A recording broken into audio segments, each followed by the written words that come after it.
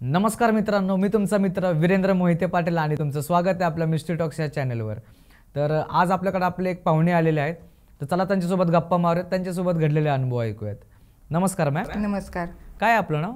माझं नाव चैताली जाधव। बरं, काय करता आणि तुम्ही? ॲक्च्युअली मी सायकोलॉजिस्ट आहे आणि मध्ये कोरोनाच्या काळात वेळ होता तेव्हा थोडंसं ॲस्ट्रोलॉजी माझ्यापुरती शिकली आहे मी।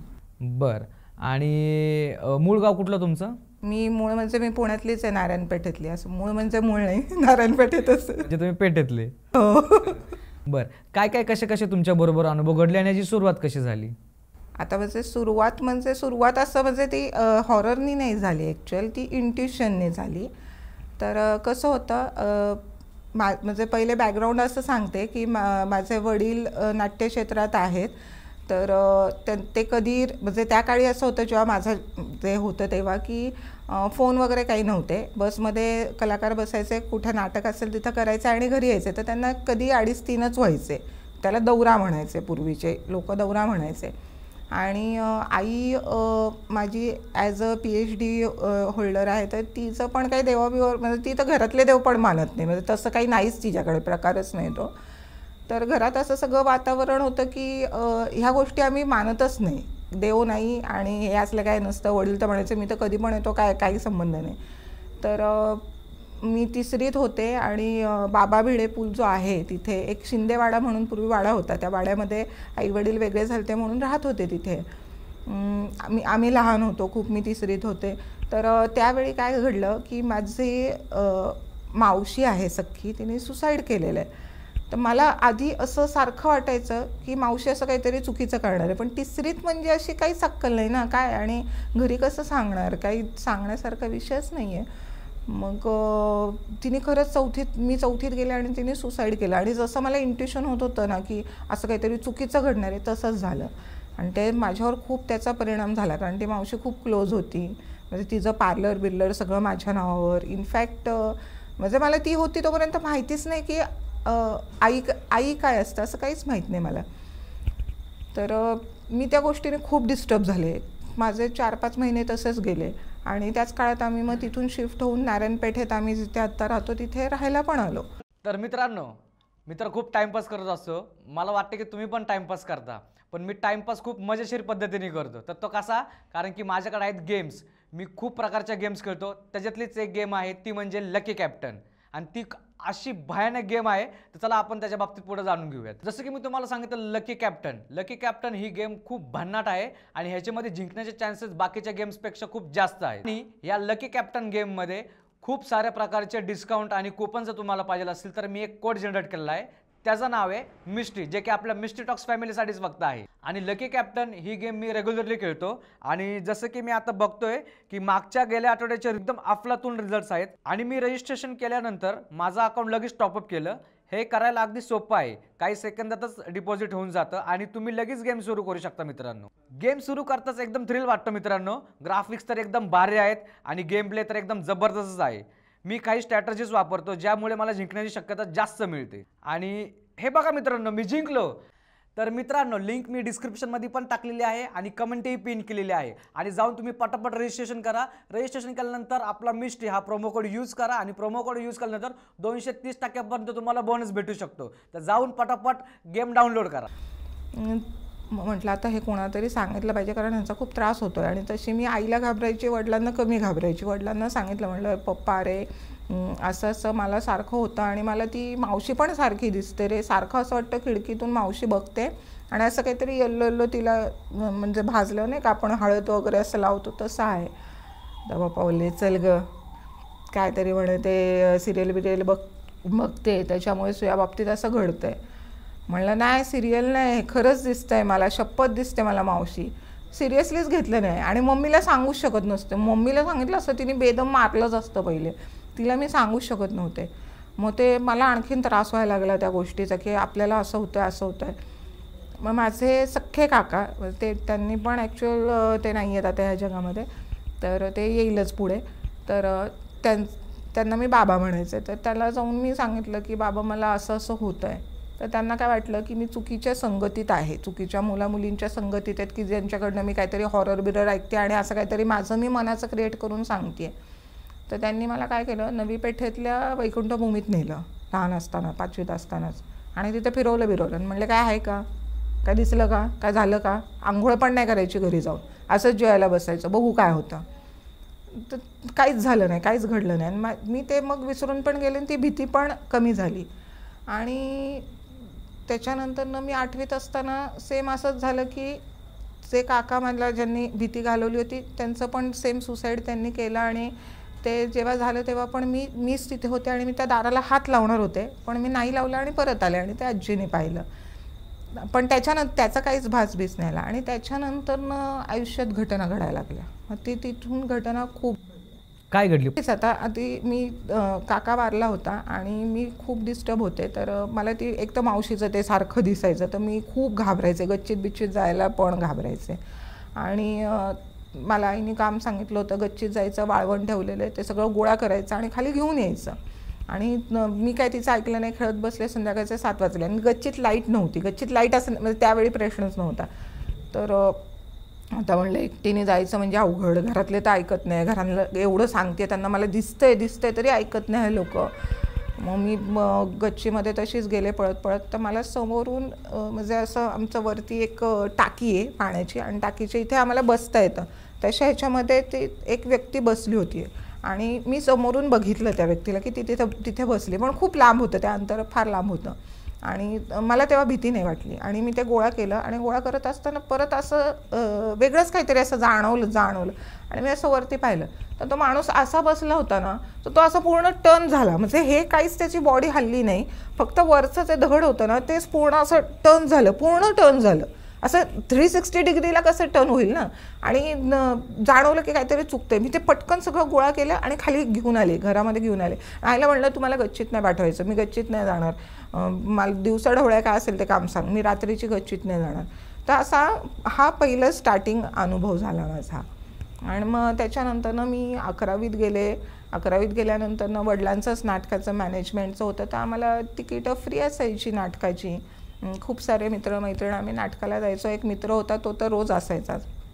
असंच एकदा नाटक सुटलं आणि आम्ही ओंकारेश्वरवरून येत होतो, वीर मारुतीकडे येत होतो. वीर मारुतीकडे येत असताना आम्ही दोघं असंच चेष्टा मस्करी की बघ आज अमावस्या, मग तुला आता भूता, असं आमचं मस्करी चाललेली. आणि वीर मारुतीच्या आणि त्या ओंकारेश्वरच्या मध्ये जो रोड जातो ना, तिथे आता जिम वगैरे झाली आहे. पूर्वीनं कार्यालय होतं ह्याचं विष्णुकृपा म्हणून कार्यालय होतं, छान कार्यालय होतं. तर आम्ही तिथे बसून मजा मस्करी करत होतो. आणि अचानक असं काय म्हणतात त्याला, आपण पाणी एखाद्याच्या अंगावर टाकल्यावर कसं होतं, असं पाणी टाकतो ना आपण मजा मस्करीत, तसं काहीतरी पडलं, असं इथे काहीतरी पडलं. मला वाटलं की इथे काहीतरी पडलं. मी अशी बघते काहीतरी पडलं, असं झटकते. तर तो म्हणतो बघ भूत तुझ्या खांद्यावर बसले. बोले चुप रे, नाही रे, खांद्यावर नाही बसलं माझ्या, काय पण नको बोलू तू मला, असं काय बोलतो.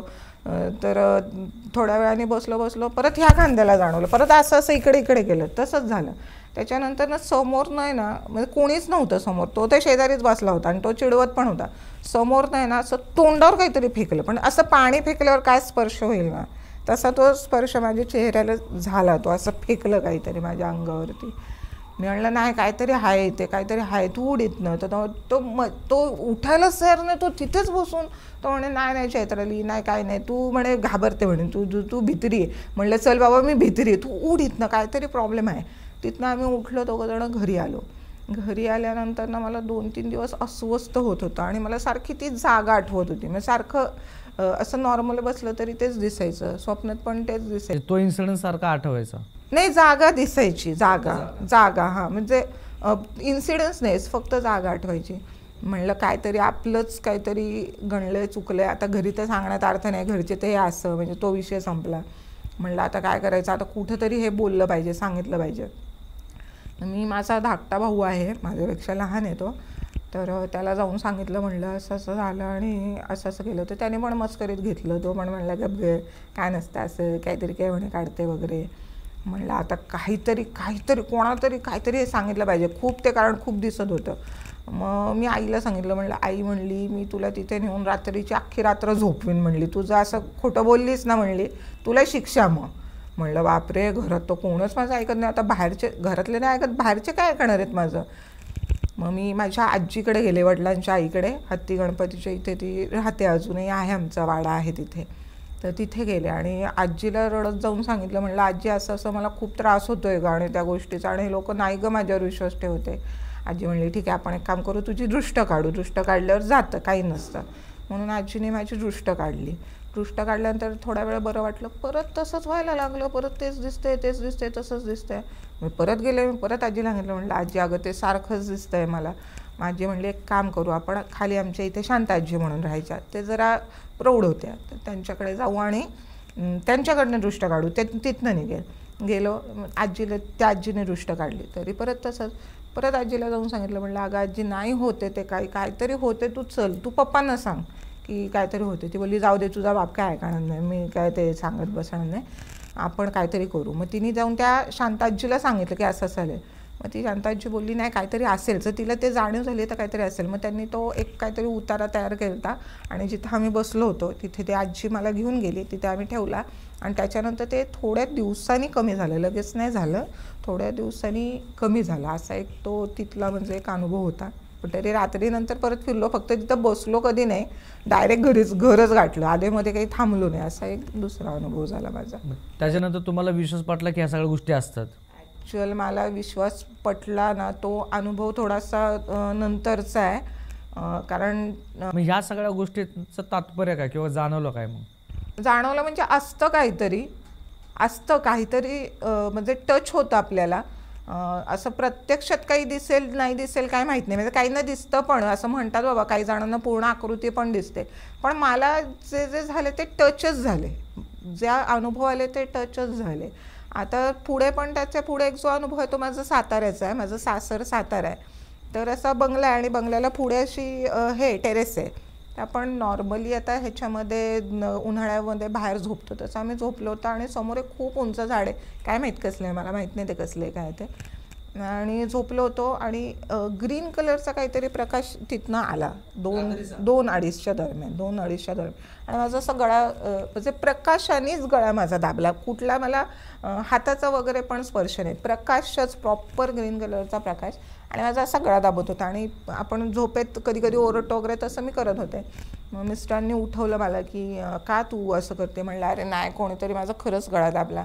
तर ते पण तसेच, ते पण बोलले अगं नाही गं, म्हणलं अरे नाही, शपथ गळा दाबला. आणि आज जाऊन बघते तर अमावस्या होती. मग खाली एक बाई राहत होती, तर मी आधी, कारण मला जरा 11वीत वगैरे हा अनुभव होता, त्यामुळे मी तिला सांगितलं, म्हटलं अहो ताई ते असं असं, हां म्हणे त्या झाडावरती आहे प्रॉब्लेम काहीतरी, मी पण ऐकू नये, पण म्हणे तुम्ही असं बाहेर वगैरे झोपू नका, नशीब काही पुढे झालं नाही, तर तुम्ही म्हणे तिथे झोपू नका, तुम्ही घरात झोपत जा. मग आम्ही घरातच झोपायला सुरुवात केली. नंतर तिकडून आम्ही मग चेंज करून दुसरीकडे आलोच, तिथे काय राहिलोच नाही आम्ही त्या जागी. असं मग त्याच्यानंतर काय त्रास वगैरे झाला का एकदम असं काय? नाही, त्याच्या वेळेस नव्हता झाला काही, त्याच इन्सिडन्सला फक्त ते गळा दाबला तेवढंच झालं, बाकी पुढे काही घडलं नाही. आणि आम्ही लगेच ते म्हणजे घरातच गेलो, त्यामुळे त्याचं काय, आणि घरात जरा स्वामींचं माझं आहे, म्हणजे ते वाचते, त्यामुळे कदाचित स्वामींचं प्रोटेक्शन आहेच, त्याबद्दल वादच नाही माझा. आणि आता पुढं काय झालं होतं अजून? मग अजून एक असा प्रसंग आहे ना, तो पण लहानपणीचाच आहे. माझी आत्या पालघर डहाणू साईडला राहते, तर ते आदिवासी पाडे म्हणजे तिथली लोक आदिवासी आहेत. तर तिथे आम्ही जेव्हा जात होते तेव्हा एवढी डेव्हलपमेंट नव्हती, त्या माणसांमध्ये इतकी डेव्हलपमेंट नव्हती. आणि आत्याचा मोठा बंगला आहे आणि त्यांच्या आजूबाजूला अशी एवढी वस्ती नाही आहे, ते शेतात वगैरे नसतं का तसं, पण चांगला मोठा बंगला आहे. आणि त्यांच्याकडे जॉईंट फॅमिली तर खूप माणसं, म्हणजे त्यांच्या घरातच अशी 30-32 माणसं असतील ती घरातली. मी आणि माझा छोटा भाऊ आम्ही त्या त्यांचं मोठं अंगण आहे, त्या बैलगाडी होती त्याच्यात खेळत होतो. आणि समोर मामा पण बसले होते, आत्याचे मिस्टर, ते पण व्यवस्थित बसले होते. 9-9:30ची गोष्ट होती. खेळता खेळता बैलगाडीतच झोपलो, आम्हाला काहीच कळलं नाही दोघांना. आणि तेव्हा कसं होतं, कुठेही मुलं झोपायची नाही काय असं हे नव्हतं. तर घरच्यांनी कडी लावून घेतली, त्यांना वाटलं आम्ही कुठेतरी झोपलो आहे, कुठल्या तरी हॉलमध्ये किंवा कोणाच्या तरी बेडरूममध्ये जाऊन झोपलो. त्यांची 3-4 बेडरूम्स होती. त्यांना माहितीच नाही की आम्ही बैलगाडीत झोपले, कारण छोटेसे ते दिसणं शक्य नव्हतं की आम्ही दोघं बाहेर झोपलो आहे. 12-12:30ची वेळ झाली असेल. आणि आधी एकदम असं म्हणजे असं कान देऊन आपण ऐकतो तशामध्ये असं वाऱ्याचा किंवा एखादं असं सू सू असं कसं आवाज काढतात तसा आवाज आला. आणि मी जागी झाले त्या साधारण त्या वेळेमध्ये ऑटोमॅटिक जागी झाले, काही असं म्हणजे हे नाही, दमलोच होतो, जागे झाले. मग ते पहिला आवाज आला तर मी म्हणलं हां वाऱ्याचा असेल, आजूबाजूला झाडं पण आहेत भरपूर, आणि वाऱ्याचा असेल. नंतर तो आवाज वाढला. मग ते वादळ कसं असं घुमतं ना, करून असं घुमतं ना, तसा तो आवाज यायला लागला. आणि वातावरण असं भीतीदायक व्हायला लागलं. भीतीदायक म्हणण्यापेक्षा थंड, आणि ते असं म्हणजे ॲटमॉस्फिअर असं वेगळाच, म्हणजे 9 वाजता जो ॲटमॉस्फिअर होता ना तसा नव्हता तो, वेगळंच असं ती भयान शांतता, म्हणजे पूर्ण निगेटिव्ह वाईब. हां पूर्ण म्हणजे सांगता येत नव्हतं, पण कळत होतं की काहीतरी म्हणजे काहीतरी खतरनाक आहे, हे विचित्र आहे काहीतरी, असं जाणवत होतं ते मला. भाऊ छोटा होता माझ्यापेक्षा, मी पण लहानच होते. मी त्याला उठवलं, म्हणलं अरे उठ, म्हणलं बाबा रोहन चल घरामध्ये, मला हे बरोबर नाही वाटत. तुला काय मस्त कसलं वारं सुटलं आहे, मी तर इथं रोज राहतो, काय पण नको काढू, झोप येतेच, आता कोण उठणार, कोण दारू काढणार आपल्याला. परत झोपलो. त्याच्यानंतर ना तो आवाज आहे ना, एखाद्या व्यक्ती चिडल्यावर रागवल्यावर कसं ते असं असं असं कर असं म्हणजे चिडून नाही का एखादं असं, किंवा खूप भांडणं झाल्यावर कसं तसा आवाज यायला लागला. मग ते मला असं त्रास व्हायला लागला, त्याचं जाणवायला लागलं की हे काहीतरी चुकतंय. तर मी त्याला बोलले नाही रोहन उठ, प्लीज उठ, म्हणलं इथून काहीतरी होत आहे, म्हणलं जाऊ दे काही नसलं तरी आपण घरात जाऊ, मला भीती वाटते. तर तो म्हणला नाही गं बाई तू झोप. म्हणलं एक काम कर, तू मागे बघ फक्त. त्याने मागे बघितलं, त्याला काय दिसलं काय नाही ते काही माहिती नाही, मी पण आजपर्यंत कधी विचारलंच नाही त्याला. आणि तो त्याने मला तिथेच टाकलं, जे बाबा धूम ठोकून पळाला, ते डायरेक्ट दारबीर वाजवायला लागला, घरात घ्या घरात घ्या घरात घ्या. घरच्यांनी पण 1-2-3 मिनिटांनी दार उघडला, आम्हाला घरात घेतलं. आणि आम्ही काहीच बोललो नाही भीतीने, की एक तर चुकीचं केलं आणि आता असं म्हणजे बाहेर झोपलं आणि असं. मग नंतर 2 दिवसांनी आम्ही सांगितलं, त्याची जी आजी आहे त्यांना ते सगळं माहीत होतं, त्यांना आम्ही आईचं म्हणायचो, आईंना माहिती होतं सगळं. आम्ही आईंना सांगितलं. त्या म्हणल्या हो त्या झाडावर आहे असं, आणि काल अमावस्या होती, बरं झालं म्हणे तुम्ही घरात आला आणि बाहेर नकत झोपत जाऊ. तेव्हा काही त्रास नाही झाला, पण त्याला काहीतरी दिसलं, मला जाणवलं त्याला दिसलं असं काहीतरी झालं. पण मग आम्ही काय परत मग बाहेर झोपलो नाही. असं तो एक किस्सा झाला माझा. बरं, तुम्ही ते कडीचंही सांगितलं ना, जो मला व्हिडिओ दाखवला, ते काय होतं, तो काय प्रकार होता? तो म्हणजे आता खरं सांगू का तुम्हाला, मी स्वतः हे मानत नव्हते. मी ॲक्च्युअल त्या किस्स्यापासून खरंच ह्या गोष्टी मानायला लागले. म्हणजे पुण्यात आपल्या नवले ब्रिज आहे, आणि आपल्या सगळ्यांना माहिती आहे की तिथे ॲक्सिडेंट्स काय प्रमाणात होतात. हो. मी नवले ब्रिज क्रॉस करून नरेकडे राहत होते, आणि श्री कंट्रोल चौकाच्या पण पुढे असं खूप असं जंगल टाईप आहे, त्याच्या सगळ्यात शेवटच्या टोकाच्या सोसायटीला, आणि खाली खडबडीत रस्ता. तो रस्ता प्लेन नाही, त्याच्या 5व्या मजल्यावर माझं घर होतं, म्हणजे भाड्याने होतं. त्या दिवशीचा इन्सिडन्स बघा, सकाळपासून कशी ती रेंज होती ते, म्हणजे ते असं डायरेक्ट घडलेली घटना नाही आहे. मी नारायणपेठेत आईकडे आले, तिथनं जेवण वगैरे ते सगळं आम्ही केलं, गाडीवरती बसलो, आलो. नवले ब्रिजला आलो तर त्या 2022ची गोष्ट आहे, तुम्ही वाटलंच ते चेक करा नंतर गुगलला. एकाच गाडीने 20-22 गाड्यांना उडवलं. हो बरोबर, 68 गाड्या काहीतरी, 38 गाड्या काहीतरी ठोकल्या होत्या. एकाच साईडने गेल्या होत्या त्या. आणि तो इतका भयानक दृश्य होतं ना ते त्यावेळेचं, त्याच्यामध्ये कोणाला तरी खूप इजा वगैरे झालेली, एक माणूस गेले पण होते, त्याच्यामुळे कोणतरी व्यक्ती गेली होती. आणि आम्हाला माहितीच नव्हतं की असं काही घडलं आहे, कारण आम्ही गाडीवर असल्यामुळे काही ते बघितलं नव्हतं, यूट्यूब आहे ते काही बघितलं नव्हतं. मी तिथं गेलो तर ते सगळं चाललं होतं, ते उचलायचं हे ते सगळं चाललं होतं. आणि ती व्यक्ती जी गेली होती ती गाडीत होती, आणि मी त्या व्यक्तीला पाहिलं होतं की ती गाडीत गेली आहे, तर ते असे मान टाकलेली आणि असं काहीतरी होतं. पण आधीच म्हटलं आणखीन डोक्याला ताप नको, तर आम्ही ते क्रॉस केलं. क्रॉस करताना मी माझ्या नवऱ्याला म्हणते सुद्धा ही गोष्ट, की बघ ना आज कसला दिवस आहे, म्हटलं हे काय म्हणलं दिसलं असं आपल्याला, म्हणलं तर ठीक आहे म्हणलं जाऊ दे, आपण स्वामींचं हे लावू नामस्मरण आणि जाऊ. आम्ही आपलं मोबाईलला ते लावलं, कारण ते वाईब्सच चुकीच्या येत होत्या, आणि ते तो रोड पण म्हणजे असं अंधार, लाईट नाही तिकडे, अजूनही तसं आहे, लाईट नाही आहे, स्ट्रीट लाईट नाही आहे वगैरे. बरं ठीक आहे, घरी गेलो. घरी गेल्यानंतर बराच वेळ झोप येत नव्हती, खूप वेळ झोप येत नव्हती. आणि लहान मूल वरती पडल्यावर आपल्या घरात जसा आवाज येतो तसा आवाज यायला, दन दन दन दन दन दन दन. खूप वेळ मला डिस्टर्ब, एक तर ऑलरेडी मी डिस्टर्ब होते आणि ते डिस्टर्ब व्हायला लागलं, मला तो आवाज सहन होईना. तर मी म्हटलं जा ना, जाऊन सांग ना त्यांना. तर म्हटलं चल चल 12 वाजता मी काय वर जात नसतो सांगायला, कारण मी ज्या फ्लोअरला राहत होते तिथे 9 फ्लॅट होते, मी एकटीच राहत होते आणि वरच्या फ्लोअरला एकच व्यक्ती म्हणजे एक घर होतं आणि बाकी वरचं कन्स्ट्रक्शनच नव्हतं झालं 2 मजल्यांचं. म्हणजे अर्धवट बिल्डिंग असते ना तशी होती, लिफ्ट वगैरे काही चालू नव्हती, असं होतं ते. म्हटलं बरं ठीक आहे, म्हटलं जाऊ दे, उद्या जाऊन मी त्यांना सांगते की बाबा असं पळू नका, आम्हाला त्रास होतो आहे. मग तो दिवस गेला, 2-3 दिवस त्याच्यावरचे आमचे गेले. त्याच्यानंतर असं झालं, ते रोजच आवाज यायला लागला तो दणदण पाळण्याचा. आणि 12 ते 2च कसं काय बरं, मूल पळतं तर आई वडील म्हणतील ना की बाबा, म्हणजे ते तरी किती जागे राहणार, ते म्हणणार ना थांब बाबा पळू नको. एवढं 12 ते 2 कोण पळून देणार आहे मुलांना.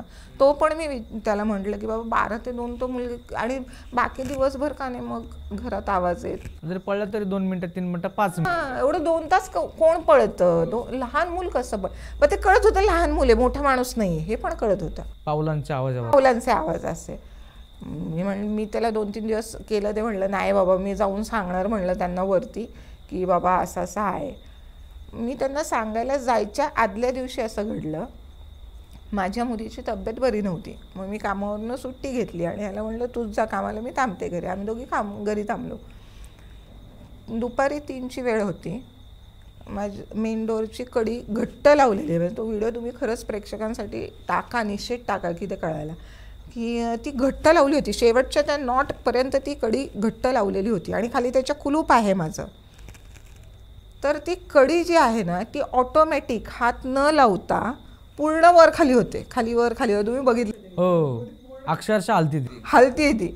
बरं खालचं कुलूप नाही हलत आहे, खालून आपण असं म्हणू की मोठा ट्रक गेला त्यामुळे समजा त्या हादरा बसला, तर ते दार हलायला पाहिजे, वरची जे कुलूप लावले ते हल्ले नाही, कुलूप हलायला पाहिजे, वरची कडी हलायला पाहिजे, काहीतरी आजूबाजूचं काहीच नाही. ती फक्त कडी 3 ते 3.5 हलत होती. आणि आम्ही रेअरली दुपारी घरी असायचो, तो पहिला प्रसंग होता. मी पटकन मोबाईल काढला, मोबाईल असल्यामुळे आता खूप सोप्या आहेत गोष्टी. मोबाईल काढला आणि ते शूट काढलेलं मी आणि माझ्या मुलीने, आणि आम्ही खूप चेष्टा केली त्या गोष्टीची, आणि ती आम्ही नव्हती करायला पाहिजे. ते आमची चूक होती खूप मोठी, की माझी चूक होती मेन. म्हणजे मी ज्योतिषी शिकून ही चूक केली होती की मी ते असं निगेटिव्ह एनर्जीबद्दल चेष्टा केली. आणि मी त्याकडे समोर जाऊन हा कोण आहे रे, काय, मग आमची इच्छा पूर्ण करा, असं मी इतकं म्हणजे कॅज्युअली घेतलं. हां, फालतू बोलत राहिले त्या ह्याला.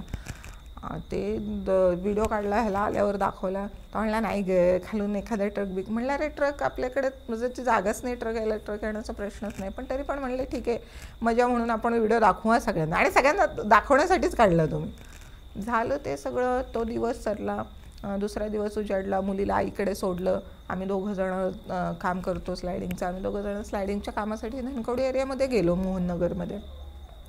तिथे आम्ही खिडकी तयार करत होतो.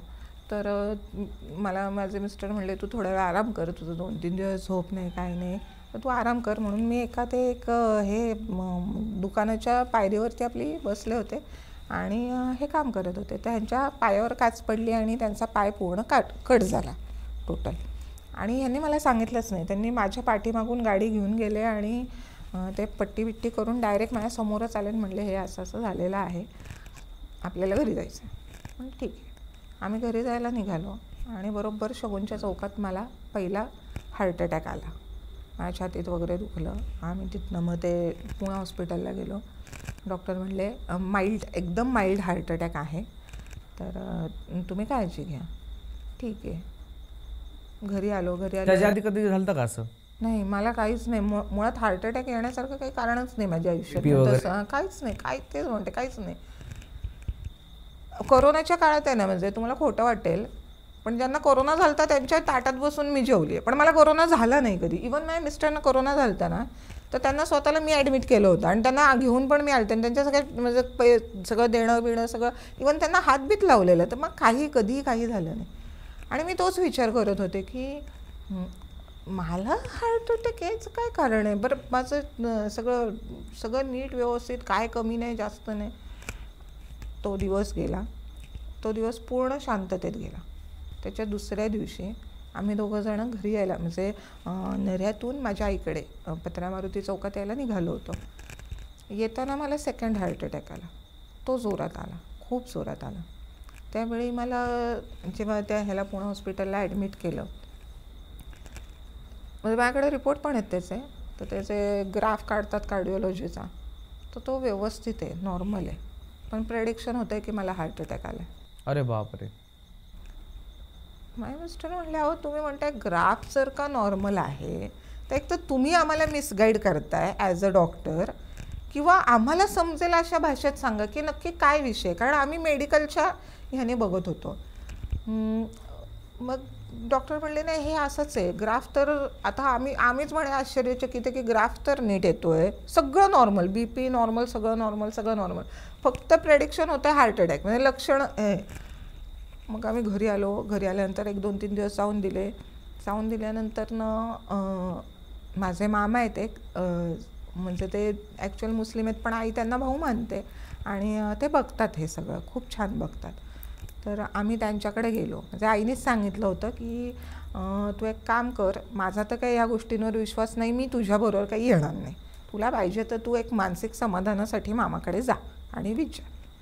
ठीक आहे म्हणलं. मी गेले, मामाला सांगितलं, अरे म्हणलं असं असं आहे, तो व्हिडिओ पण तुम्हाला दाखवलं तर म्हणलं असं असं ह्या 3-4 दिवसामध्ये हे झालं आणि असं असं हार्टचा प्रॉब्लेम मला सुरू झाला आहे, तर काय करायचं, ह्याला काही उपाय आहे का काही असेल. तर मग तो बोलला ठीक आहे, ते काय ते तुम्ही माती वगैरे घेऊन या घरातली, असं तसं. मी माती घेऊन गेले. आता म्हणला बघ तू आजूबाजूला, मी जे सांगतोय आत्ता त्या आजूबाजूला चौकशी कर आणि बघ, विचार त्यांना की आहे का. म्हणलं तर मग मला असं मामाने तिकडून सांगितलं की कोणीतरी अशी मुलगी जिचं लग्न वगैरे नाही झालं, एक 18-19 वर्षाची, तिचं म्हणे तिथे अत्याचार करून तिला तिथे ती पुरून टाकलेलं आहे आणि त्याच्यावर ती बिल्डिंग उभी आहे, तर ती कोणालाच नाही राहून देणार, ती तुला नाही, ती कोणाला कुठल्याच माणसाला नाही राहून देणार. तर म्हटलं हो तिथे तसंच आहे, 8-9 फ्लॅट आहेत एका विंगवरती, पण एखादीच फॅमिली राहते, आम्ही 5-6 जणच होतो. म्हटलं ठीक आहे म्हणला मामा, तू त्याने मला ते काय म्हणतात बंधन केलं ते तयार, आणि ते दिलं सगळं घरात ठेवायला, बंदोबस्त करून दिला. हां, ते बंधन करून तो म्हणलं हे ठेव घरामध्ये, आणि शक्य तितक्या लवकर ती रूम सोडून तू इकडे ये, तुझ्या मेन ठिकाणी म्हणजे सिटीत राहायला ये. आम्ही बघतच होतो, आम्ही आलो पण 5-6 दिवसात रूम शिफ्टच केली. त्याने ते बंधन वगैरे करून दिलं, आणि मग तिथल्या लोकांना जेव्हा चौकशी केली तर ते खरं निघालं की हो तिथे तसं झालं होतं, आणि त्याच रोवरती ती बिल्डिंग आहे, आणि ती बिल्डिंग कम्प्लीटच होत नाही आहे. ती बिल्डिंग गेले म्हणे 15 वर्ष झाले तो माणूस काम चाललं आहे, तर ते असं टप्प्याटप्प्यातच होतं आहे, ते पूर्णच होतच नाही. आणि त्या जो कोण बिल्डर होता त्याचा, तर त्याचं पण म्हणे म्हणजे मध्येच त्याचं लग्न तुटलं होतं, त्याचा ॲक्सिडेंट झाला होता, म्हणजे त्याला काहीतरी असे प्रॉब्लेम्स येत होते म्हणून ते पूर्ण होत नव्हतं. तिथून तो हार्ट अटॅक आला, ते सगळं बंधन झालं, तिथून आम्ही सिटीत राहायला आलो. तर मला असं वाटलं की ते संपलं, ते गेलं, घर सोडलं, बंधन केलं, घर संपलं. सिटीत राहायला आल्यानंतर 1-2 दिवसाची गोष्ट आहे, रात्री मला असं जाणवत होतं की कोणीतरी मला शरीराला प्रेशराईज करतं आहे, म्हणजे थोडक्यात खरं अगदी प्रामाणिक सांगायचं तर कोणीतरी माझ्यावरती विनयभंग करते असं मला ते जाणवायला लागलं. बापरे. तशा ह्याचं त्याचे वाईब्स यायला लागले. नाही म्हणजे माझा स्पर्श, आता हा स्पर्श आहे, हा कळतो ना आपल्याला.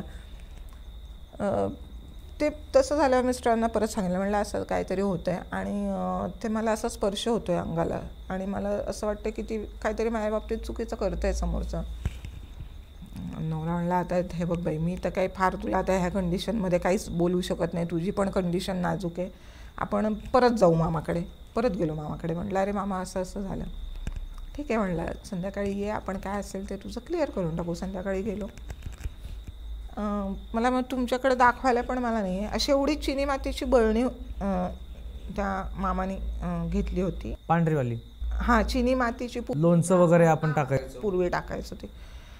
चिनी मातीची बरणी घेतली होती, आणि ती काय काय त्यांची प्रोसेस चालू होती की ती जी काही एनर्जी आपल्यात असते ती त्या ह्याच्यात भरतात आणि ते पुरून टाकतात जमिनीमध्ये, जेणेकरून ती परत तुम्हाला, आणि ते लॉक वगैरे काय काय त्यांचं असतं ते करतात.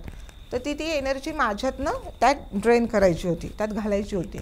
मला खूप त्रास होत होता, ते जेव्हा प्रोसेस चालली होती तेव्हा मला खूप त्रास होत होता, माझं अंग दुखत होतं, मला इथे खूप पेन व्हायचा, हा पार्ट माझा खूप दुखायचा, आणि असं आकसल्यावर आखड आल्यावर कसं होतं तसं आखडायचं हे सगळं असं दिसायचं आखडतं. तर ते प्रोसेस करत होता. तर ते करत असताना ती बरणी, चिनी मातीची बरणी जाड असते, तसं ते जाड असतं मटेरियल. ते काय आपल्या मडक्यासारखं असं फुटलं लगेच नाही फुटत, त्याला वेळ लागतो फुटायला. तर ती फुटली आणि तुम्हाला खोटं वाटेल त्याच्या अशा बारीक बारीक चिंध्या झाल्या. त्याच्या चिनी मातीचे जे बरणी असते ना त्याच्या बारीक बारीक अशा चिंध्या झाल्या होत्या. एकसारख्या नाही, वेगवेगळ्या आकाराचे, पण हां सगळीचे बारके बारके तुकडे आले, असं मोठा वगैरे तुकडा नव्हता. पण मी म्हणते असं फुटलं तरी असं कसं फुटेल, 3-4 त्याचे पार्ट होतील असे ओबड धोबड फुट. हां ओबड धोबड फुटेल. हां इवन वरचं झाकण तर खूप जाड असतं, ते तर म्हणजे नाही फुटणं. सगळं असे छोटे छोटे छोट्या त्या चिंध्या झाल्या होत्या. मग ती त्या प्रोसेसला आम्हाला 1.5-2 महिने गेले ते निघायला, मॅथनं ट्रेन व्हायला, मग माझे ते लॉक्स सगळे लावायला.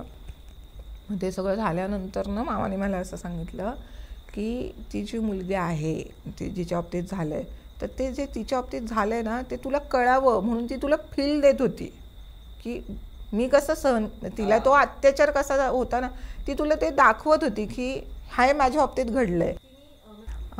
तिने म्हणजे माझ्या मामाने मला सांगितलं की ती मुलगी तुला फील देत होती की तिच्या बाबतीत कसा विनय, म्हणजे तिला काय जो काही त्रास होत होता तो मला होत होता, मला जाणवू शकत होते की कसा होतोय. त्यामुळे ती तुला, मी म्हणलं पण ती मला का देत होती, माझा तिचा काहीच संबंध नाही, मी तर कधी तिला पाहिलं नाही काय नाही, मी तर तिथे भाड्याने राहते. तेव्हा म्हणला तसं नाही, काही काही जे आत्मे असतात त्यांना त्यांची जेव्हा जायची वेळ येते तर ते जो पोर्टल ओपन मिळेल म्हणजे ज्याचा ऑरा कमी असेल तर तिथे जातात आणि ते सांगायचा प्रयत्न करतात आणि आपण त्यांना रिमूव्ह करायचं असतं, असं म्हणे ती प्रोसेस असते. मग म्हणलं आता मी काय करू, मी काय करू शकते तिच्यासाठी म्हणलं, कारण मला हा त्रास परत नको आहे. मला ते जेव्हा होत होतं तेव्हाच मी इतकी इरिटेट आणि घाण झालं की मला असं वाटलं की परत कुठल्या स्त्रीच्या आयुष्यात असा प्रसंग येऊ नये. म्हणलं नाही ठीक आहे दे, आपण आता केलेलं आहे लॉक वगैरे, पण शक्यतो अशी गुणाची मस्करी करू नये. तू जे काही तेव्हा बोलत होतीस व्हिडिओ काढताना हे नाही बोलायला पाहिजे, चॅलेंज नाही केलं. हां आणि असं चुकीचं नाही. तुला काय माहिती ना त्या व्यक्तीने काय भोगलं आहे मरताना. तो माणूस जर त्या कृतीत मरतोय तर त्या शक्यता आहे की त्याला किती यातना पीडा, कोणी स्वतःहून तर मरत नाही आणि कोणी मारत असेल तर त्याला कसं वाटेल. म्हणजे आपल्याला मुंगी चावली तर आपल्याला किती वेळ ते हे होतं. म्हणलं हां हे बरोबर आहे, मी बोलले होते म्हटलं हे चुकीचं आणि मी मस्करी पण केली. म्हणजे तू ते करायला नको हवं होतं, तू ते केलं ना म्हणून हे तुला तिला असं झालं की आता मी हिला घेऊनच जाते. फार हे केलं हिने, मला छेडलेलं आहे, हिला मी घेऊनच जाणार. पण म्हणे ठीक आहे चल, स्वामींच्या कृपेने आज थांबलं सगळं. हे टोटल किती वर्ष चालू होतं? नाही हे एक 3-4 महिने पूर्ण चालू होतं. टोटल नाही पण तुम्हाला जो पहिला अनुभव आला ते आतापर्यंतचा अनुभव, असं किती वर्षाचा कालावधी होता टोटल? तरी बराच. मी स्वतः 3रीत होते, म्हणजे एक 90 सालाची गोष्ट धरा, 90 ते आता 25 असे बरेच वर्ष. ह्याच्यामध्ये असे भरपूर अनुभव घडले भयानक. म्हणजे मी ॲक्च्युअली हे सगळं शॉर्ट का सांगते की बाबा टाईम लिमिट आहे का असावा, पण जर का मी अनुभव सांगायला शेअर केलं तर अजून 3-4 पॉडकास्ट होतील, एवढे माझ्याकडे अनुभव आहेत. त्याचं कारण असं आहे की मी बऱ्याच ठिकाणी फिरली आहे, म्हणजे कोकणात वगैरे पण फिरली आहे. कोकणातले पण माझे खूप अनुभव आहेत. होळकर ब्रिजवरचे माझे काही अनुभव आहेत. इनफॅक्ट आत्ता म्हणजे तुम्हाला रिसेंटली खोटं नाही सांगत, माझ्याकडे कालचा पण अनुभव आहे. काय झालं होतं? कसं तुम्ही म्हणाल की अतिशयोक्ती करते, पण ते घडलं ते घडलं. आता काय झालं की ते कंटिन्यू होतात. मग काय झालं काल आमचं, मी आणि माझे मिस्टर तेच परत स्लायडिंगच्या कामासाठी एअरपोर्टला गेलतो. एअरपोर्टला आमचं रिसेंटमध्ये काम चालू, पुणे एअरपोर्टला. हां तर ते येताना ते येरवड्याचं झेलची मोठी भिंत लागते बघा, ते मचाण वगैरे, तिथनं आपण एअरफोर्सच्याच इथनं येतो सरळ. तर तिथनं आम्ही येत होतो. येरवडा ते त्यामधल्या पट्ट्यामध्ये ह्याचे आर्मीचे बंगलेत, आर्मीतल्या लोकांचे खूप सारे बंगलेत. तर तिथे एक बंगला होता आणि एक दुपारची अशीच एक 4चं टायमिंग असेल, 4च्या दरम्यान एक स्त्री होती, तिने 1 पीस घातलेला, म्हणजे म्हातारी बाई, आणि व्हाईट कलरचा हे बांधलेला रुमाल, म्हणजे ख्रिश्चन लोक कसे बांधतात. अच्छा. मग बायका असं बांधतात, तिथे नॉट असते मागे, तशा होत्या. वयोवृद्ध होत्या बाई त्या, काही असं फार नाही. आणि त्यांना डोळेच नव्हते. हे म्हणजे आता मी डोळे बंद केले तर हा उंचवटा दिसतोय. हां हा उंचवटा नव्हता, पूर्ण खड्डे होते 2, म्हणजे हे नव्हतंच, हे असंच होतं. आणि तुम्ही हे कुठून पाहिलं? मी तेच सांगते. आता कसं झालं, रस्त्याला गर्दी नव्हती. ती बाई त्या बंगल्याच्या इथे थांबली होती. मी पाठीमागे बसले होते. आता आजूबाजूला आपण बघतोच काय बसून काय गाणं नसतं. तर मी बघितलं. तर जसं जसं जवळ येईल तसं तसं ती बाई पण माझ्याकडे बघते, मी पण तिच्याकडे बघते. पण आता बघताना पहिले आपण माणसाचे डोळेच बघणार ना, डोळे चेहरा पूर्ण काय. आणि पटकन क्लिक होतं, असं डोळे आत असले की क्लिक होतं. तर थोडंसं जस्ट पुढे गेलो आणि मी मिस्टरना म्हटलं, हे थांब ना म्हटलं, अगरे त्या आजींना म्हटलं डोळे नाही आहेत. तर मिस्टर थोडे माझे घाबरट होते. म्हणले, ए बाई मी काही थांबणार नाही, म्हणून मरुदे आज अमावस्या आहे, काही सांगू नको तुम्हाला, मी काही थांबणार नाही. तरी पण मी त्यांना फोर्स केला, चल ना बघूयात ना. म्हणून मी मागे गेलो तर परत असं वळून म्हणलं तिथनं हळू घे, म्हणजे बघायचं आहे ते डोळे आहेत का नाही. आणि त्याने हळू घेतलं. तर मी तिच्याकडे बघत होते, ती माझ्याकडे बघत होती. तर तिने असं करून दाखवलं, आतमध्ये डोळेच नव्हते. मला जे बघायचं होतं ना की तिला डोळे नाही आहेत, तर तिने अशी होती ना, तिने असं केलं, आत डोळेच नव्हते, काहीच नव्हतं. हे पूर्ण पोकळ होतं आतमध्ये. आणि मग मला कळलं, म्हणलं आपण परत तीच चूक करतोय मूर्खासारखी. मी तिथंच सॉरी बोलले, मनातल्या मनातच बोलले. म्हणलं सॉरी, जर कोण असेल खरंच असेल तर म्हणलं सॉरी. आणि तिकडनं घरी आलो, छान जेवलो वगैरे, सगळं कार्यक्रम झाले आमचे आणि झोपल्यानंतर रात्री 1-2-2:30च्या दरम्यान माझ्या मिस्टरांना स्वप्नामध्ये जी आम्ही बाई पाहिली, जिने डोळे उघडून दाखवले, तीच आली आणि तिने त्यांच्या इथे लाथा मारल्या. अच्छा. हां.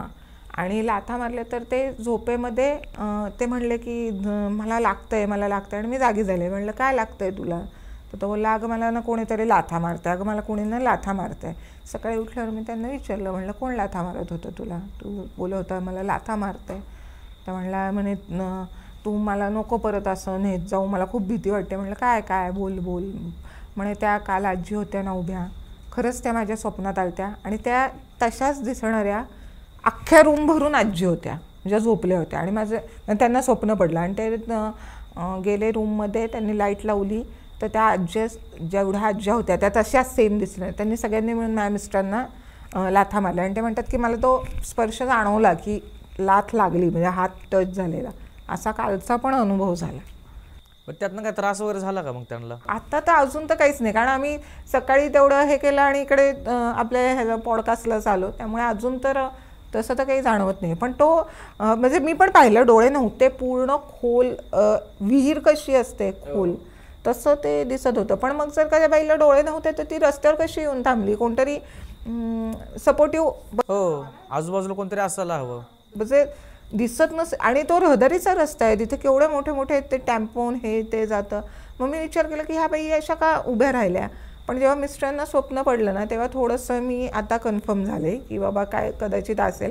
पण मी तरी पण बोलले सॉरी की मी असं नाही करायला पाहिजे होतं, म्हणजे संशय नव्हता घ्यायला पाहिजे होता की बाबा खरंच हे आहे का. मग तुम्ही मला डोळे उघडून दाखवा की तुमच्याकडे डोळे आहेत का. त्यांनी जे दाखवलं ते खूप भयानक होतं, खूप भयानक होतं ते. आत्ता मी म्हणते, पण तेव्हा खूप ते असं, आणि ते त्यावेळेत वातावरण पण चुकीचं होतं सगळं. ते नशीब म्हणजे पुढे काही झालं नाही किंवा अजून तरी सगळं ठीक आहे. ते पण स्वामींचीच कृपा आहे माझ्यावर की बाबा तो नामजप पण हे ते, त्यामुळे बहुतेक आम्ही स्थिरस्थावर आहोत. असा तो एक अनुभव आहे. आणि एक स्वामींचा पण खूप छान अनुभव आहे मला, मी तो नक्की तुम्हाला शेअर करेन, आजच करेन. आणि तो तर आम्ही तिथेच, जिथे ते कडीचा किस्सा झाला नऱ्यामध्ये, तिथे राहत होतो. आणि मी स्वामींना आई मानते आणि शंकर महाराज धनकवडीचे त्यांना वडील मानते. भले मी सगळं चुकेन, पण मी धनकवडीत जायचं चुकवत नाही. मी कशी वाटवाकडी करून धनकवडीत जाते महाराजांच्या मठात. हो, मला त्यांना भेटल्याशिवाय बरंच वाटत नाही. काय आहे ते आहे त्यांचं आणि माझं काय असेल ते नातं. तर मला त्या 10 महिने म्हणजे त्या खोलीत राहायला गेल्यानंतर ना खूप आर्थिक अडचण आली, खूप म्हणजे खूप. मी कधीच अशी अडचण फेसच केली नाही आयुष्यात. तशी आली तर पैसे नव्हते आमच्याकडे. 500 रुपये उरले होते दोघांकडे. आणि आपल्या त्या दगडूशेठच्या समोर दुकान आहे, तिथे ते मूर्त्या विकतात. हो, विठ्ठलांची मूर्ती वगैरे ठेवली. हां, तिथे गेलो होतो, कामासाठीच गेलो होतो स्लायडिंगच्या. तर मी सहज विचारलं, म्हणलं शंकर महाराजांची मूर्ती कितीला आहे ती? तर ते दादा म्हटले की ती 900 रुपयाला आहे. तर म्हणलं ठीक आहे, ओके. मग परत जाताना ते दादा म्हणले, तुम्हाला आवडली असेल तर द्या, पैसे नंतर द्या. म्हणलं नाही, अहो देवाचं असं घेत नाहीत, मी असं ऐकू नये, देवाचं पैसे ठेवू नये. त्याला ठीक आहे, तुम्हाला कितीला पाहिजे, तुम्ही द्याल ती रक्कम मी घ्यायला तयार आहे. 1 रुपया ठेवला तर 1 रुपया ठेवा, मी देवाचा मोल नाही करणार, तुम्ही द्याल ती रक्कम मी घेणार. म्हणलं खरंच आता खरंच मनापासून सांगताय ना तुम्ही मला ही गोष्ट? तर बोलले हो, मी खरंच बहीण म्हणून भाऊबीज घेऊन जा बस, मला 1 रुपया नका देऊ. ती 900 रुपयाची मूर्ती मी 100 रुपयात घेतली, कारण माझ्याकडे 500 रुपये होते ना. 400 रुपये लागणार होते, परत पेट्रोल होतं, सगळंच होतं. मूर्ती घेतली, मठात गेले.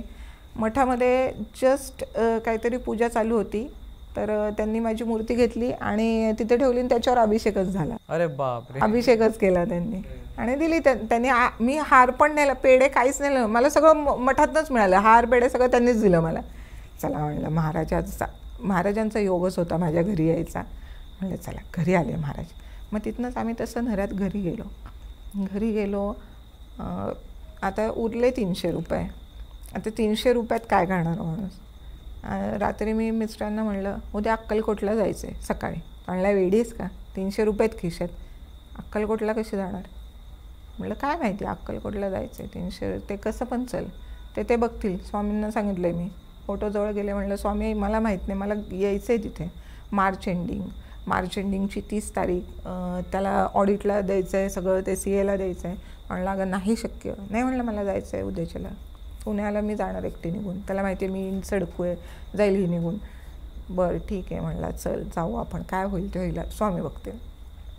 काहीच माहीत नाही किती वाजताची ट्रेन बिन, काही माहीत नाही. गेलो, ट्रेन लागली होती, अक्कलकोटला गेलो, दर्शन झालं, छान जेवलो. तिथनं 50 रुपयाचा एवढाच प्रसाद घेतला, ज्यातले 4च पेढे आले होते. एक मी खाल्लं, एक मिस्टरांनी खाल्लं आणि 2 पेढे लेकीसाठी ठेवले होते.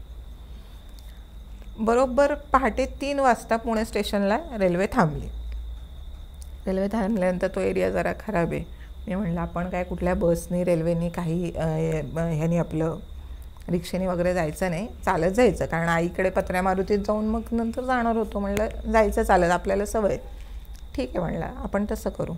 काय मला दुर्बुद्धी, मी तिथे स्पीड पोस्टला कामाला असल्यामुळे मला तो एरिया माहिती सगळा. तर नेहमी सरळ जाणारी मी, म्हणजे ते आपल्या शनिवारवाडा वगैरे नाही का, तो मंगळवार पेठ आहे, तिथनं सरळ जाणारी. म्हणलं चल आपण इथून मधून जाऊ, इथून पटकन शॉर्टकट ना असं जायला मिळेल जिल्हा परिषद खाली. ठीक आहे म्हणलं, त्याला काय माझ्या नवऱ्याला एवढं इथले रस्ते विस्ते माहिती नाही, तो साताराचा आहे. ठीक आहे म्हटलं चालेल. आम्ही वळलो, जस्ट वळलो आणि आम्ही दोघं बोलतोय, बघ ना आपल्याकडे काल शंकर महाराज आले, 300 रुपयात कसं झालं रे आपलं कसं काय हे जमलं, आपल्याला कसं काय झालं रे सगळं, कसं ना सगळीकडे मदत मिळत गेली. नवरा पण बोलला हां खरं आहे तुझं. समोर व्हॅन उभी होती पोलिसांची आणि त्यात 2च माणसं होती आणि ते दोघं शंकर महाराजांबद्दलच बोलत. हे का अंगावर काटेतच सांगताना तुम्हाला खोटं वाटेल. आणि काही म्हणजे खरंच मला इतकं हे वाटतं ना आश्चर्य त्या गोष्टीचं. त्यांनी थांबवलं, लेडीज होती ना, थांबवलं. ते म्हणले कुठे चालले दोघं जण? म्हणलं घरी. कुठून आले? म्हणलं अक्कलकोट. त्यांनी हातच जोडले डायरेक्ट. म्हणले अक्कलकोटवर ना? आम्ही हे बघा म्हणे आतमध्ये स्वामी, हे बघा बा काटेतच सांगतं ना. आणि आम्ही स्वामींचंच बोलतो आहे आणि शंकर महाराजांबद्दलच बोलतो आहे. म्हणलं हो का? म्हणलं आम्ही पण अक्कलकोटवरून आलो. आणि मला एकदम क्लिक झालं की आपण त्यांना पेढा द्यावा. 2च पेढे उरले होते. मिस्टरांना म्हणलं काढ एक पेढा देऊ. मी त्यांना स्पष्ट सांगितलं, म्हणलं असं असं झालं आहे, खूप ठिकाणी मदत मिळत गेली आणि मी कशी गेले अक्कलकोटला मला माहीत नाही. 1 पेढा तुम्हाला देते, 1 लेकीला ठेवते. अहो म्हणले तुम्ही किंचित दिला, कणभर दिलात तरी बास आहे, महाराजांचं मिळतोय प्रसाद, अजून काय पाहिजे आम्हाला. त्यांनी आपल्या दोघांनी अर्धा पेढा खाल्ला. म्हणजे ताई एक सांगतो, या बाजूने जाऊ नका, इकडे खूप लुटमारीचे प्रकार होतात, तुम्ही एक काम करा, असंच सरळ म्हणजे आधी जसं मी जाणार होते तसं जा. ठीक आहे म्हणलं, आता पोलिसच सांगतात म्हणजे ते खरंच असणार, ते काय खोटं असणार आहे. आणि पोलीसच असं डोक्यात माझ्या. बरं तेही शंकर महाराजांबद्दल बोलत आहेत, स्वामींबद्दल बोलत आहेत, आम्ही दोघं बोलतो आहे, अनुभव शेअर करतो आहे, ते हात जोडत आहेत, आम्ही हात जोडतो आहे. आजूबाजूला रिक्षा नाही, गाडी नाही, घोडा नाही, काही नाही, पूर्ण रस्ता प्लेन सामसूम. तिथे छान मस्त सुगंधी वास येतो आहे चाफ्याचा, तरीही माझ्या डोक्यात ट्यूब नाही, काहीच नाही. आणि तेच पोलीसच मला म्हणतात, चाफ्याचा वास येतो आहे, चाफा आणला का तुम्ही तिकडनं येताना महाराजांना? म्हणलं नाही मी नाही आणला. म्हणलं चाफा विफा काय असेल, म्हणलं येत असेल ते काय घेतलं आहे ना, म्हणलं येत असेल त्याला पेढ्याला वगैरे. मुसलमान रिक्षावाला तिथनं चालला होता, इतका फास्ट, अक्षरशः कोणाला उडवलं, मध्ये आला असतं तो उडलाच असतं, एवढ्या फास्ट. त्या त्याने हात केला, तो जागेवर थांबला ते ब्रेक लावून ती रिक्षा. ते म्हटले म्हणे तुम्ही दोघं जण ह्या रिक्षेत बसा आणि म्हणे ह्यांना पत्र्या मारुती चौकात सोडा आणि म्हणे पोचलो की कळवा शंकर महाराजांना जाताना मठात. आता हे त्यांना माहीत असण्याची शक्यताच नाही की मी मठात रोज जाते. म्हणे शंकर महाराज मठात जाऊन सांगा व्यवस्थित पोचलो म्हणून. मी आपल्या नेहमीसारखं हां हो हो हो रिक्षेत असं बसलो, बघा मागे व्हॅन आहे, रिक्षेत बसलो आणि मी म्हटलं नवऱ्याला आपण त्यांना सांगूया अच्छा टाटा थँक्यू. असं जस्ट वळले न मागे व्हॅन होती न ती 2 माणसं होती. अरे बापरे. मी त्या माणसाला जागेवरती मी अक्षरशः धरून थांबवलं. म्हटलं 1 मिनटं थांबवा रिक्षा, म्हटलं काय होईल ते होईल म्हणलं. उतरले मी, जवळजवळ अर्धा हे तो बोळ पळाले. कुठं जाईल ती, वळायला जागाच नाही कुठं. आणि मेन मोठे मोठे रोड दिसणार ना, रात्री ट्रॅफिकच नाही काही. तरी पण डोक्यात काही नाही. म्हणलं गेली कुठं ती व्हॅन, कुठे गेली व्हॅन, कुठे गेली. रिक्षेत बसलो, खाली उतरलो. माझ्याकडे 20च रुपये उरले होते आणि रिक्षेचे भाडे 40 रुपये झालं होतं. मी उतरले आणि तो माणूस मला इतकी घाई करत होता ना, उतरा पटकन उतरा पटकन. म्हणलं अहो 2 मिनटं, मी 20 रुपये मिस्टरांना आणायला पाहिजे. म्हणे काय नको, तुमचे पैसे दिलेत त्यांनी, मला नको आहेत तुमचे पैसे. त्यांनी उतरवलं. मी त्या रिक्षेकडे अशी बघते, ती रिक्षा बोळाच्या टोकापर्यंत गेली, वळली आणि काय माहिती कुठं गेली. मी त्याच्यानंतर आम्ही डायरेक्ट घरी गेलो नाही, आम्ही चहा प्यायला बाहेर पडलो. म्हटलं बोळातनं बाहेर पडू, समोर चहावाला आहे त्याकडे चहा पिऊ 4-4:30ला आणि वरती जाऊ. आमच्या इथे सकाळी पेपरवाले वगैरे असतात त्यामुळे चहावाला असतो एक. म्हणून आम्ही बाहेर पडलो तर रिक्षावालाही दिसला नाही. तरी अजून पण डोक्यात काही क्लिअर नाही की बाबा काय घडलं आपल्या बाबतीत. घरी गेलो. घरी गेल्यानंतर गच्चीत झोपायची मला सवय, जरा गरम होत असलं की मी झोपते. गच्चीत झोपले आणि स्वप्नात म्हणा किंवा काय असं इंट्युशनमध्ये म्हणा किंवा मनात एक येताना आपल्या तसं आलं, शंकर महाराजांच्या मठात जाऊन का सांगू मी पोचले म्हणून. मीच स्वतःला महाराजांच्या मठात जाऊन का सांगू मी पोचले म्हणून. मी त्या माणसाचा नंबर का घेतला नाही, मी त्या माणसाचा नंबर का घेतला नाही, ते दोघंजणं कुठं गेले असं मी म्हणतीये. आणि मिस्टर वरती आले आणि म्हणले काय गं ते पोलीस काय दिसले नाही, तो रिक्षावाला दिसे ना.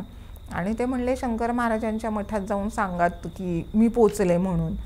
मला ना विचित्रच वाटतं म्हणाले. म्हणलं हां ना, मला पण विचित्र वाटतं, आपण का असं सांगायचं मठात जाऊन. ते पोलिस एवढे का रे फास्ट निघून गेले म्हटलं.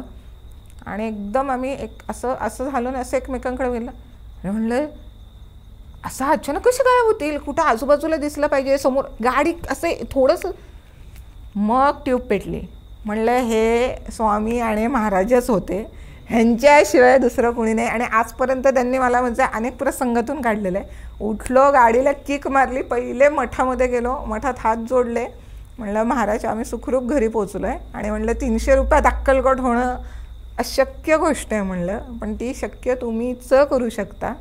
आणि त्यांनी ती शक्य करून घेतली माझ्याकडनं. पण त्यांचं आजही मी कुठे त्यांना हाका मारली ना तर कोण ना कोण मदतीला येणार आहेच, त्यांचा हात पाठीशी आहेच. आणि किती वर्ष आली या गोष्टीला? आता रिसेंट 2022लाच. अच्छा. 23ची गोष्ट आहे. 30 मार्च 2023ची गोष्ट आहे. वाईट घटना आहेत तर चांगल्या घटना पण आहेत ना.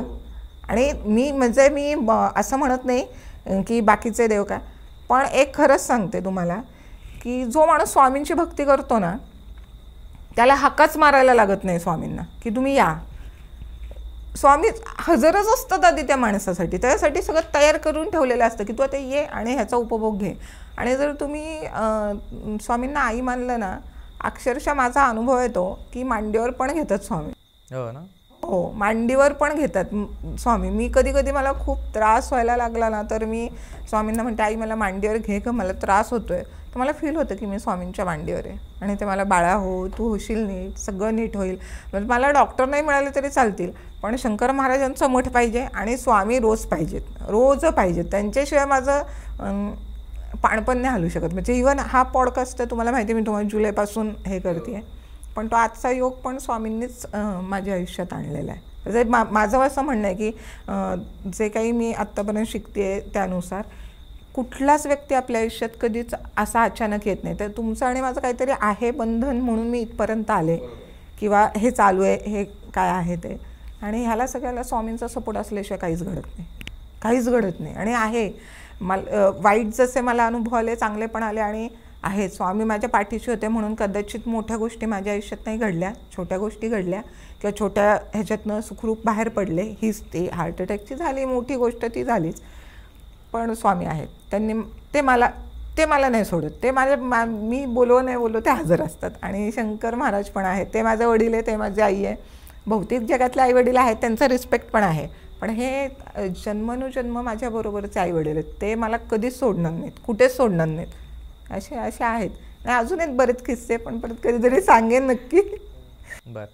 तर मित्रांनो, हे होतं चैत्राली मॅम बरोबर घडलेले अनुभव. आणि ह्या सर्व अनुभवांपैकी तुम्हाला कुठला अनुभव आवडला नक्की आम्हाला कमेंट करून सांगा. तर चला आता आज इकडंच थांबूया. धन्यवाद. जय हिंद, जय महाराष्ट्र.